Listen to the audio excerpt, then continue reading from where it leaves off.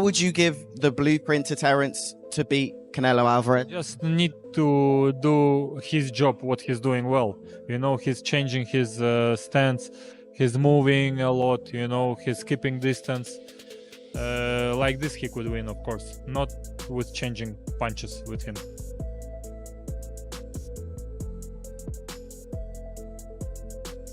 Rumors suggest that Dmitry Bivol recently visited Terence Crawford's gym, and what seemed like a casual stop quickly turned into an impromptu session where Bivol laced up the gloves and got in some unexpected work. Bivol's presence in Terence Crawford's gym makes perfect sense. He's the man who handed Canelo Alvarez that rare defeat. And Crawford clearly wanted to tap into that formula before facing Canelo himself.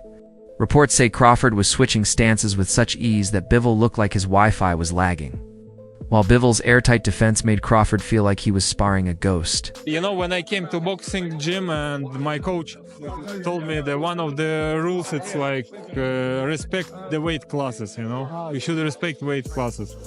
But he has a very good skill. He's one of my favorite fighters, active. One witness in the gym downplayed it as just light sparring.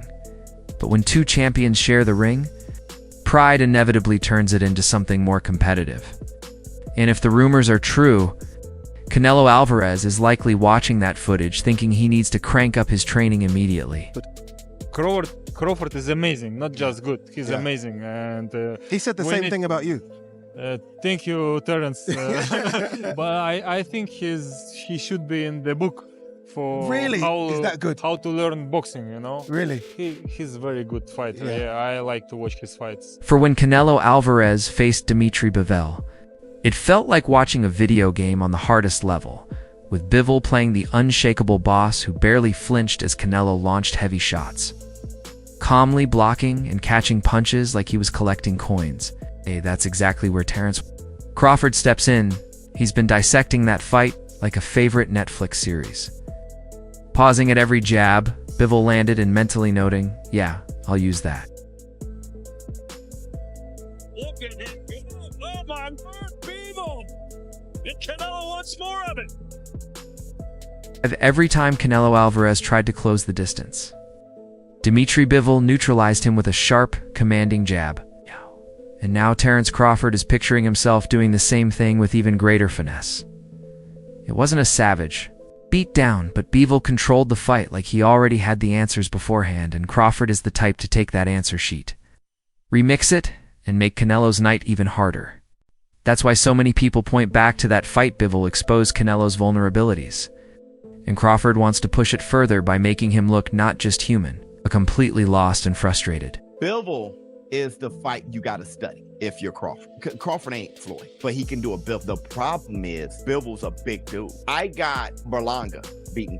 I got Callum Smith beating Crawford. Just way too huge, of course. But that's why Crawford ain't campaigning at 168. He's trying to... Canelo Alvarez versus Terence. Crawford is shaping up to be a high-stakes chess match, with Canelo as the seasoned powerhouse who can shatter ribs like potato chips, and Crawford as the slick switch hitter who reads opponents' styles faster than top-speed Wi-Fi. This isn't just strength versus skillets, pride versus precision, Mexico's kingpin colliding with Omaha's silent assassin. And if Canelo connects with that trademark left hook to the body, Crawford could be feeling the damage long after the final bell. These fighters literally study Crawford and plan on throwing a straight right because he's a southpaw and he's not a natural southpaw. So they actually plan for it. It's just that Terence Crawford is so damn durable and good and athletic that even when they're landing it... If Terence Crawford finds his rhythm early, he could have Canelo Alvarez swinging at shadows all night. This is the kind of fight where one mistake could have the crowd roaring while the other guy wonders what went wrong. Danny Garcia even weighed in, sounding like that friend who hypes you up but still throws in a cautious warning like saying, yeah, you can climb that tree, but the last guy who tried broke his ankle. That's fair because Canelo is a big, powerful fighter, built like he lives on protein shakes for breakfast, lunch, and dinner. You know, at the end of the day, there are two great pound fighters, and if they feel like, you know, it makes sense and they want to fight each other, stylistically, it's a great fight. But, you know, Canelo, he's a big dude. So, and I think it'd be hard for anyone to beat him at one. If fights came down to size alone, David never would have toppled Goliath, and Terence Crawford is the kind of fighter who studies every move before legally robbing you inside the ring. I'm not saying Crawford steamrolls Canelo Alvarez, but if Danny Garcia believes size is the only barrier, he's overlooking the fact that Crawford brings a sledgehammer for walls like that. Honestly, I'd pay just to see Canelo's reaction. If Crawford makes him miss so wildly, it looks like he's shadowboxing thin air. This is exactly the kind of matchup where you grab your snacks, sit back, and buckle up for the ride. And I think it'd be hard for anyone to beat him at 168. But, you know, it's definitely a big money fight, and that's why we're all in boxing, you know, to make the biggest fights and try to get... And after Danny Garcia issued his Canelo as a big dude public service reminder, Abel Sanchez came in sounding like the strict professor who just failed your favorite fighter's final exam. He doubled down, saying, weight classes exist for a reason. Then dropped the Kelbrook versus Gennady Golovkin comparison like a mic. In his view, Terence Crawford might come out sharp in the early rounds. But once Canelo Alvarez adjusts to the timing, the fight could start to look more like Canelo, casually sparring with a smaller opponent. Terence Crawford is a great fighter, but that's why we have weight divisions. I think that Canelo has proven as he has risen in the weights, he's dealt with the best in his weight divisions that he's at now. And that talk about Terence Crawford possibly coming in around 180 or 190 pounds? If Bud shows up looking like a mini bodybuilder, that's not real muscle, it's just extra baggage. Can't pack on weight and magically pack on power. Abel Sanchez is basically warning that by round 6, Crawford could be stuck on that lagging Wi-Fi connection, while Canelo Alvarez is downloading the fight in crystal clear 4K. And once Canelo gets comfortable, he's known for throwing those no-look punches just to flex and remind everyone who's in control. But if he's comes in at 168 or 170 pounds by fight night, 175, I think it'll be too much. I think he'll be slower. Yeah. He's not going to punch any harder just because he got the weight. If Terence Crawford slows down even a little, Canelo Alvarez will turn that ring into his personal living room, and Abel Sanchez makes it sound like the fight could end up looking more like a masterclass than a war. But that's exactly why fans tune in. Crawford thrives on proving doubters wrong. And this time, the skeptics are louder than ever. Right after Abel laid down his weight classes matter gospel, Shannon Briggs came crashing in like a preacher kicking open the church doors, shouting Crawford by stoppage, as if he had just taped the winning lotto ticket to Bud's gloves. And he's not saying it quietly. Briggs is talking like he watched the whole thing unfold in a dream narrated by Morgan Freeman. Saying Crawford by stoppage? By stoppage? Yeah. Crawford stoppage? Yes, sir. You truly believe that can happen? Yeah. I've been saying it for months, since way back. What makes you think? If Terence Crawford slows down even a little, Canelo Alvarez will turn that ring into his personal living room, and Abel Sanchez makes it sound like the fight could end up looking more like a masterclass than a war. But that's exactly why fans tune in. Crawford thrives on proving doubters wrong, and this time, the skeptics are louder than ever.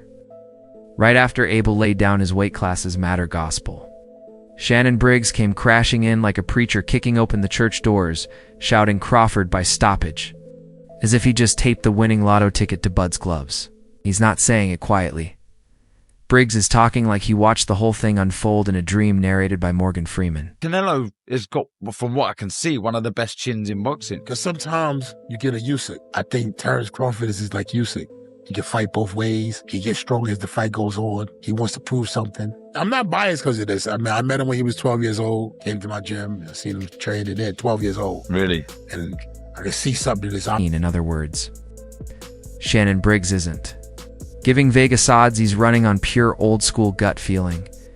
The way he keeps saying it's time feels like he's trying to manifest a Crawford upset, almost like a boxing preacher leading a revival. Honestly, that energy deserves some respect, because sometimes it takes one loud voice to make the world start believing.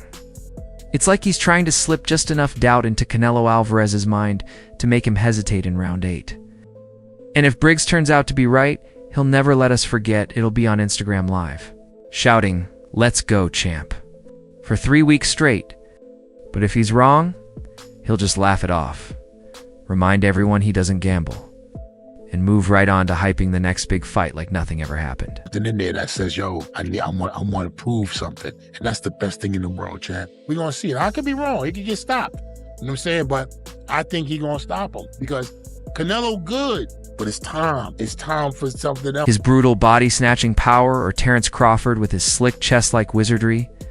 One thing's certain, we're in for a wild ride. Fights like this don't come around often, and when they do, you've got to soak it in, talk your trash, and enjoy every second. Drop your pick in the comments so we can see who's really calling it right. And if this breakdown had you laughing, learning, or getting hyped, make sure to smash that like button, share it with your crew, and hit subscribe because trust me, the next one is going to be even crazier.